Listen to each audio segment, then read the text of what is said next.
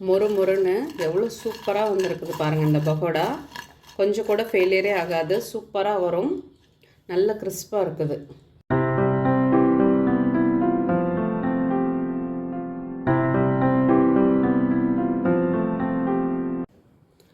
Hello hi, welcome to Kokila's kitchen. இன்றைக்கி நம்ம கிச்சனில் சூப்பராக ஒரு டீ கடை பகோடா தான் பார்க்க போகிறோம்.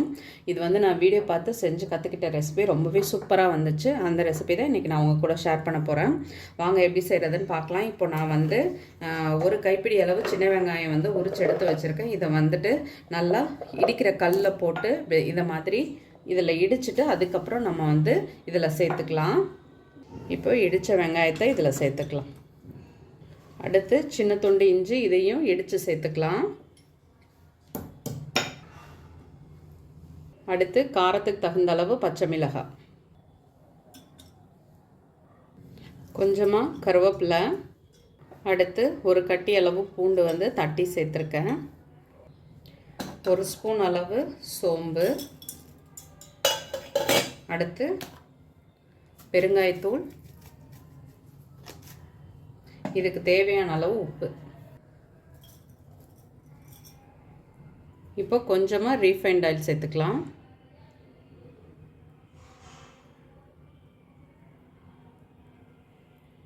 அடுத்து கொஞ்சம் தண்ணி ஆட் பண்ணிக்கலாம். இப்போ இதை நல்லா மிக்ஸ் பண்ணிக்கலாம். இப்போ நான் வந்து ஒரு 3/4 கப் அளவு கடலை மாவு எடுத்திருக்கேன். அதை வந்துட்டு இதில் சேர்த்துக்கலாம்.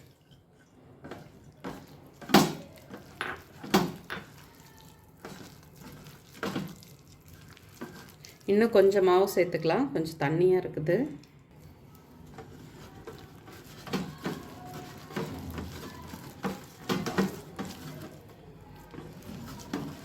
இப்போது இது ரெடி ஆகிடுச்சு. நம்ம வந்து எண்ணெயில் போட்டு எடுத்துடலாம்.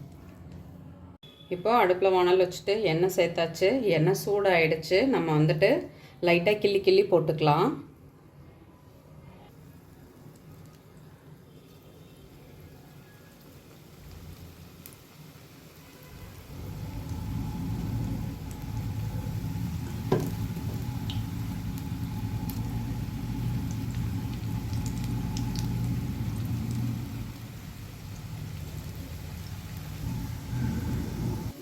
இப்போ நல்லா திருப்பி திருப்பி விட்டு வாசனை சூப்பராக வருது.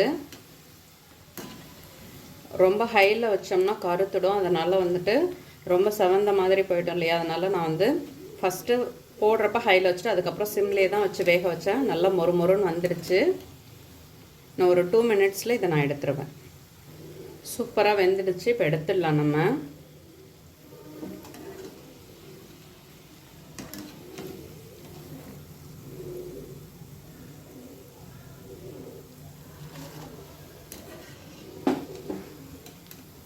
இப்போ அடுத்து நான் செகண்ட் பேட்சும் போட்டுடுறேன்.